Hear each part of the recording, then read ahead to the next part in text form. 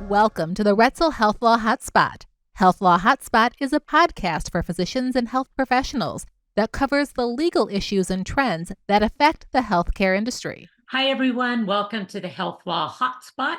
I'm Erica Adler, shareholder and leader of the healthcare practice at Retzel and Andrus. Today, I am joined by Christina Kuda, who's part of our healthcare practice and an expert on all things healthcare.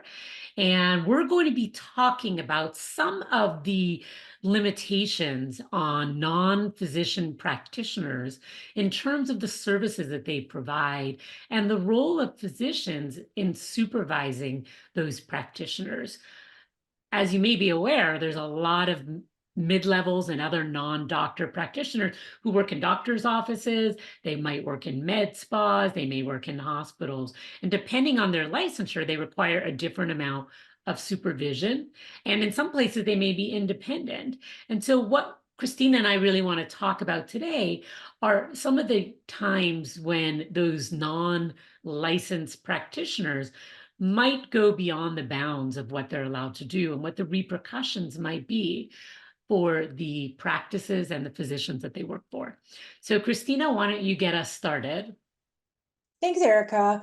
So as Erica indicated, a lot of our talk today is going to be regarding scope of practice issues and sort of what happens when services are provided by a licensed provider, but perhaps that licensed provider is not allowed without certain provisions being taken in advance to provide a particular service. And how this came up recently with us is in Illinois, some of you may be familiar with.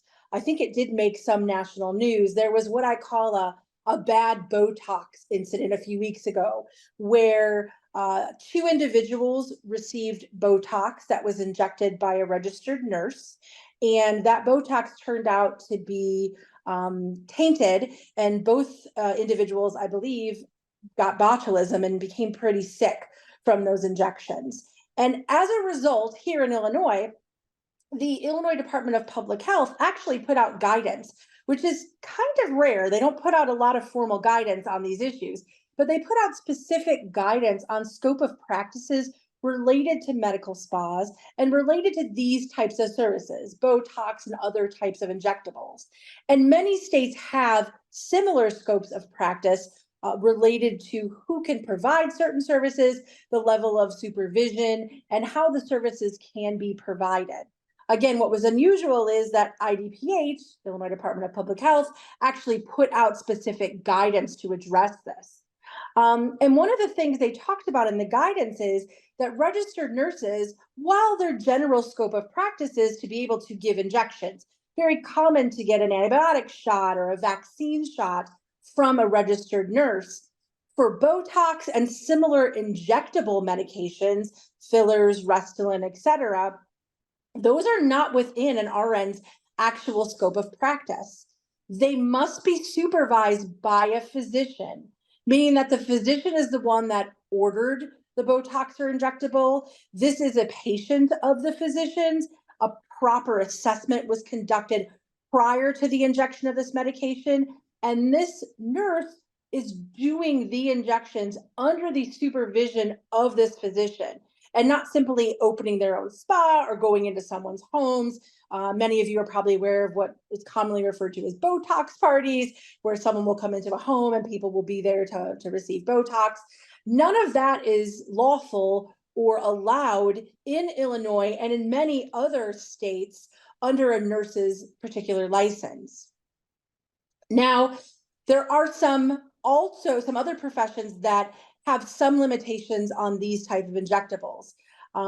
Illinois Department of Public Health made it very clear that estheticians and cosmetologists cannot perform injections at any time under their licenses. They did say, though, that mid-level providers, for example, advanced practice registered nurses and physician assistants, can perform and prescribe these injectables as long as it is appropriate and allowed under the collaborative agreement they have with physicians, excluding those nurse practitioners that have full scope of practice. Again, while this is Illinois specific, many states have similar laws with respect to mid-level providers. Right. And this is a pretty common arrangement. And one thing I'll just mention that a lot of people misunderstand the supervision of a physician over a mid-level or non-mid-level, a different kind of provider, is not the same as supervision for billing purposes. So people really need to understand what supervision is required. Also, the physician needs to be aware that failure to provide required supervision can put the physician's license at risk, allowing people to do things that they're not allowed to do, like in this case, an RN doing Botox, can put the practice and the physician's license at risk. And so there's, it's not just the mid-level practitioners issue or the non-doctors issue. The doctors in the practice can be held responsible under their license for failure to provide that type of supervision that they're required. And also, if they do things that are really outside their own scope of practice, and I know we've talked about this before, but if you're a cardiologist and you set up a med spa or you work somewhere as a med spa on the side, supervising people doing services that you yourself aren't experienced doing, that can also be a problem. So I think people need to kind of be really cautious because there's this new frontier of exciting med spa type services, and a lot of people are not taking the time to make sure that they know what they're doing. And I think that's really important about the RN type services.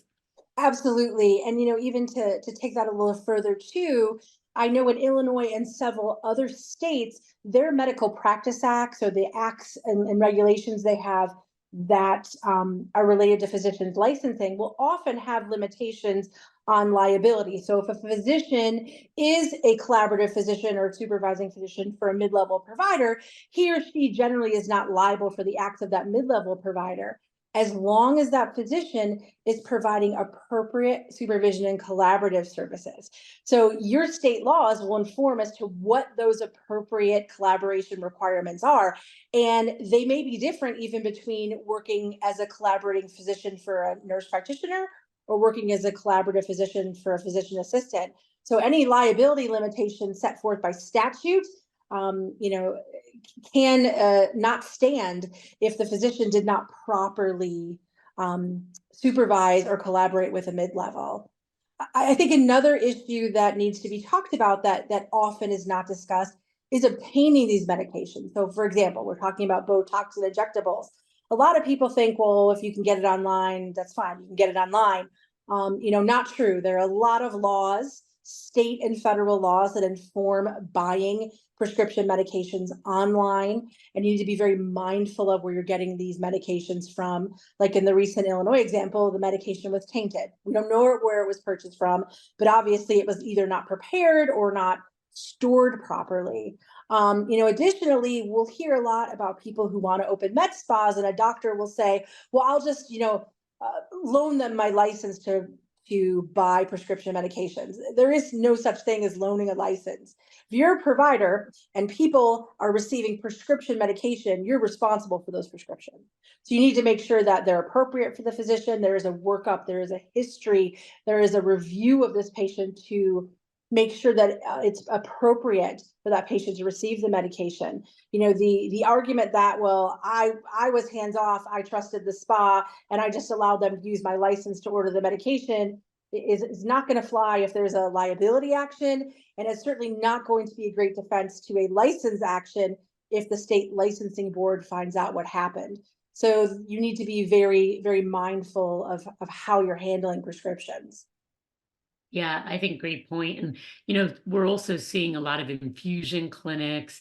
A lot of med spas are offering, Ozempic and other similar drugs as well. So, as they start to expand the type of services they're offering, we need to, and when I say we, I mean, the healthcare industry needs to be on top of the supervision requirements for those type of products, and doctors need to make sure that they're overseeing those products. Who qualifies for them, how often do they need to meet to talk about potential consequences of or bad reactions, or who's a good candidate and who's not. So just because you're familiar with one of the services that a spa might offer, you may not be familiar with all of them, and especially because we're seeing really a growth in the type of products being offered. So really, Absolutely. you got to stay on top of things. Absolutely. And there are even services that I think oftentimes people don't think of as the practice of medicine. And they think that a spa can provide those services and they don't need any physician supervision or any, mid-level provider involvement. But, just to give you kind of an example, this is coming from a list in Illinois, but I've seen these types of services on lists for many other states constituting the practice of medicine. Things like chemical peels, Botox or injectables, collagen injections, liposuction, microdermabrasion, dermaplating, microneedling, radiofrequency, and even microblading and colonics if they're, representations of health benefits. All these things are considered by many states to be the actual practice of medicine.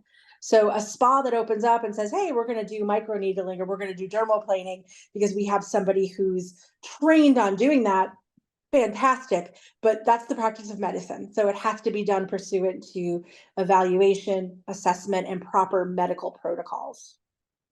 Great. Yeah.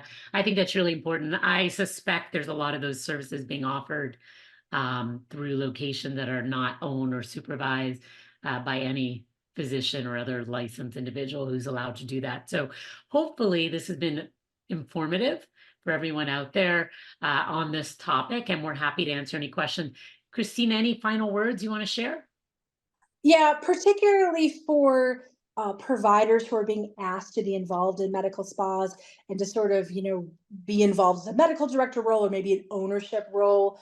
A lot of people just assume it's really signing some paperwork and, they'll get a small stipend every month for providing that service. And the med spa owners know what they're doing because they're involved in the industry. And while they may know what they're doing, just always double check what you're being responsible for, what you're asked to do, what's being done at the spa, and to make sure that you're aware of anything that would constitute the practice of medicine or would really walk up to that line, and that you're appropriately providing services related to those treatments and related to those patients. Because at the end of the day, the person who owns the med spa who's not a licensed provider doesn't have a license to lose. But if you're the physician or a mid-level provider who's being asked to work with these spas, you have the license that's going to be subject to discipline if it turns out that the arrangement was not appropriate. Right. And I don't want anyone to think there aren't ways to set this up properly where all the parties are safe and can Yeah. function legally. We work with a lot of doctors and non-doctors in setting up these arrangements. What we're really warning about is for those who aren't familiar with the requirements, don't do their homework, don't stay on top of the law in the state they're in, there may be some consequences. And so I think if you want to set it up right, you should be talking to legal counsel, not just, med spa consultants who are often not familiar with the law at all or give bad advice. You really need to talk to somebody who's familiar with the law. And if anybody has any questions, we certainly welcome you to reach out to us, and we're happy to answer them. All right. Any final words? But one last thing I just thought of, on multiple occasions, I've worked with medical spas who have listened to the advice of the person selling them the equipment to provide a service. And about 8 out of 10 times, that advice was very wrong. So always trust and get your own, trust to get your own information and your own legal advice. Okay, great. All right. Well, thanks to Christina, as always, for being my best guest. And thank you for joining us on the Health Law Hotspot. We'll be back soon with another episode, and you can catch all of our prior episodes at ralaw.com. We'll see you soon. The Retzel Health Law Hotspot is made available by the firm and its attorneys for educational purposes and to provide general information, not to provide specific legal advice. Use of the Retzel Health Law Hotspot does not create an attorney-client relationship between you and the firm or any of its attorneys. The Retzel Health Law Hotspot should not be used as a substitute for competent legal advice, and you should contact an attorney in your state about any legal needs or questions you may have.